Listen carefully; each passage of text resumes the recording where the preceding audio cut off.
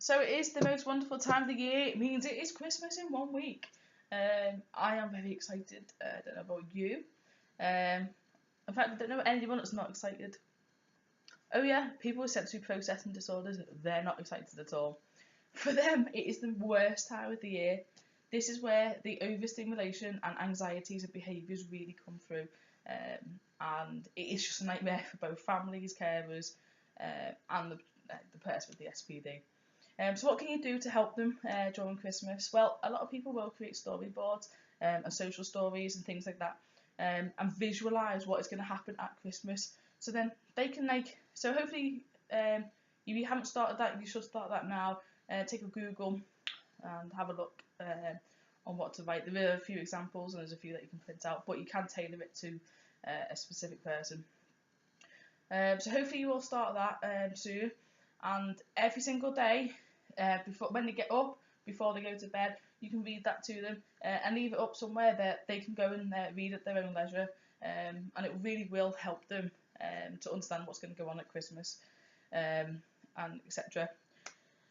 So why is it overstimulating for people at Christmas?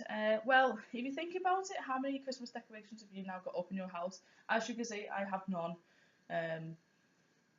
Mainly just because I can't be bothered putting them up.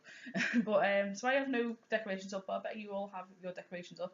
I can imagine you'll have their Christmas music on quite loud. I can imagine lots of people will be coming to visit you. You'll be getting presents ready. You'll be cooking a lot of food.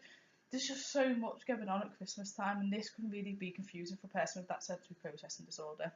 So what can we do to help? Well, getting specific presents designed for a certain person can really help them with processing it, and it can also give them the time to go and get the most out of their sensory need. So our first present we're going to look at is called a physio ball. Now literally, it's a softish ball, it's quite heavy, full of little beads, and obviously a neurotypical will see that and start shaking it to get those beads to move. Well, it doesn't work, because a person with vestibular, a vestibular sensory channel need, a lot of the time they will be moving their certain parts of the bodies in certain ways. So a very common one is hand flapping. So if you start hand flapping with this, like that, you will see that the beads will start moving. Now this was giving a visual reaction to their vestibular movement. This is what encourages them to move more. So with this, you can teach them to use their body parts in certain ways. So for example, you can get them to start throwing it over the head, for example. So they are really, really using their arms to do this. There we go. You can get them to go in circles. This will also trigger off beads. You can get them to do pretty much anything. You can kick this with shoes on. However, I don't recommend kicking it hard because it is quite a solid ball. It does bounce, which is also quite good. So if you have a bouncing need, my neighbours are going to hate me, but if they bounce it, it does also work. This is a great toy for anyone aged 10 plus. I don't recommend any younger because, as I say, it is quite heavy and things will get broken with it.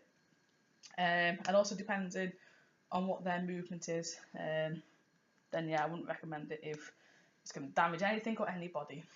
As I say, you can teach people quite a lot of things with this, and it's a great little present. It is a little bit expensive, but it is also really good and absolutely fantastic. I've seen it used in so many wonderful ways and so many not so wonderful ways. So this is why hopefully we're going to make this video to help you.